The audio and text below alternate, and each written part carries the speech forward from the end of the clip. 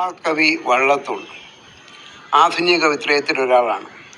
ശബ്ദസുന്ദരൻ എന്ന പേരിൽ പ്രസിദ്ധനായ കേരള വാൽമീകിയാണ് വള്ളത്തോൾ. വള്ളത്തോൾ നാരായണമേനോൻ. കിരാതശതകം എന്നൊരു കൃതി അദ്ദേഹം എഴുതിയിട്ടുണ്ട്. അതാണ് അദ്ദേഹത്തിൻ്റെ ആദ്യ രചനയായിട്ട് കരുതപ്പെടുന്നത്. എന്നാൽ അദ്ദേഹത്തിൻ്റെ ഖണ്ഡകാവ്യങ്ങൾ പരിഗണിക്കുമ്പോൾ ഗണപതിയാണ് ആദ്യത്തേത് എന്ന അഭിപ്രായമുണ്ട്. കവിത്രയങ്ങളുടെ കൂട്ടത്തിൽ യഥാർത്ഥത്തിൽ ശബ്ദസൗന്ദര്യത്തിന് പ്രാധാന്യം നൽകിയ കവി ആയിരുന്നു അദ്ദേഹം. പത്മഭൂഷൺ ബഹുമതി നേടാൻ സാധിച്ച മഹാകവി കൂടിയാണ് അദ്ദേഹം.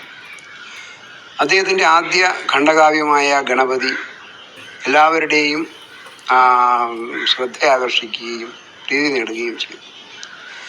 പശ്ചാത്താപം പ്രായശ്ചിത്തം എന്നുകൂടി പേരുള്ള മഗ്രണമറിയം അദ്ദേഹത്തെ ഒന്നുകൂടി ശ്രദ്ധേയനാക്കി. ചിത്രയോഗം എന്നൊരു മഹാകാവ്യം താരാവലി, ചന്ദ്രസേനൻ എന്നീ നായികനായകന്മാരെ അവതരിപ്പിച്ചുകൊണ്ട് രചിക്കുകയുണ്ടായി. അങ്ങനെ മഹാകാവ്യത്തിലൂടെ ആ കഴിഞ്ഞകാല നിയോ ക്ലാസിക് പ്രവണതകളെ അദ്ദേഹം താലോലിക്കുകയും അതിനെ ഉചിതമായ രീതിയിൽ അവതരിപ്പിക്കുകയും ചെയ്തു. വിവേകാനന്ദനെ പറ്റി വള്ളത്തോൾ കൃഷ്ണപ്പരുന്തിനോടെന്ന് പറഞ്ഞൊരു മനോഹരമായ കാവ്യം രചിച്ചിട്ടുണ്ട്. അതുപോലെ തന്നെ ഏകലോകം എന്ന കവിത വളരെ പ്രസിദ്ധമാണ്. അണുശക്തിയെക്കുറിച്ച് ആണ് അതിൽ പരാമർശിച്ചിട്ടുള്ളതെന്നുള്ളതാണ് ഒരു അത്ഭുതകരമായ വസ്തുത. എഴുത്തച്ഛന് അദ്ദേഹം പുതുമലയാൺമതൻ മഹേശ്വരൻ എന്നൊരു വിശേഷണം നൽകിയതായിട്ട് കാണുന്നുണ്ട്. ഒരു തോണിയാത്ര അദ്ദേഹത്തിൻ്റെ മറ്റൊരു ശ്രദ്ധേയമായ രചനയാണ്. അതുപോലെ നമ്മുടെ കേരളത്തിൽ ഏറ്റവും അധികം പ്രചാരം സിദ്ധിച്ച അദ്വൈത ദർശനത്തിൻ്റെ വക്താവായ ഒരു വ്യക്തിയുണ്ടല്ലോ, സാക്ഷാൽ ശങ്കരാചാര്യർ. അദ്ദേഹത്തിൻ്റെ ദർശനവും അദ്ദേഹത്തെയും കുറിച്ച് മലയാളത്തിൻ്റെ തല എന്ന് പറഞ്ഞിട്ട് ഒരു കവിത അദ്ദേഹം എഴുതിയതായിട്ട് ഓർക്കുന്നു. അതുപോലെ തന്നെ മഹാകാവ്യങ്ങളെ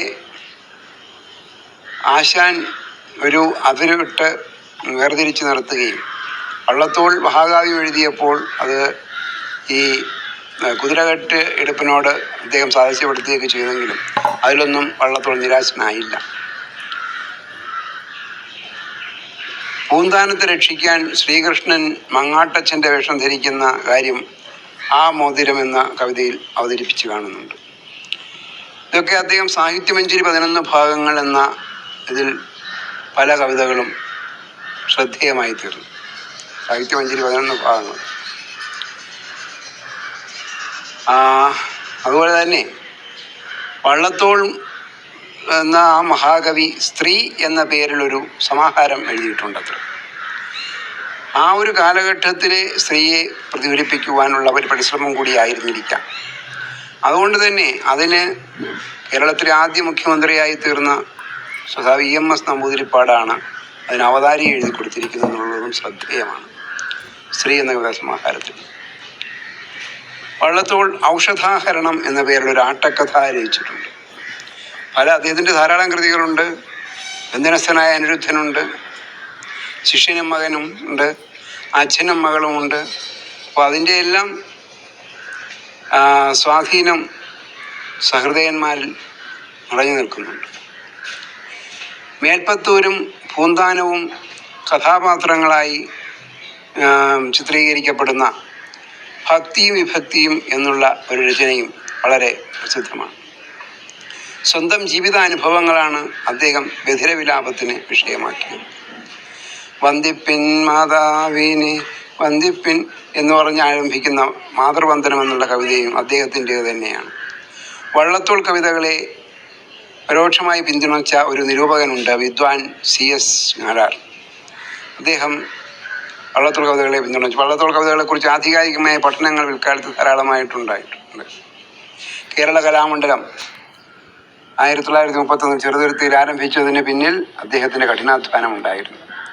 അപ്പോൾ ഒട്ടേറെ രചനകളിലൂടെ മലയാള സഹൃദയ ലോകത്തെ കീഴടക്കിയ ഒരു കാലഘട്ടത്തിൻ്റെ കവി കൂടിയായിരുന്നു വള്ളത്തോൾ നാരായണമേനോൻ.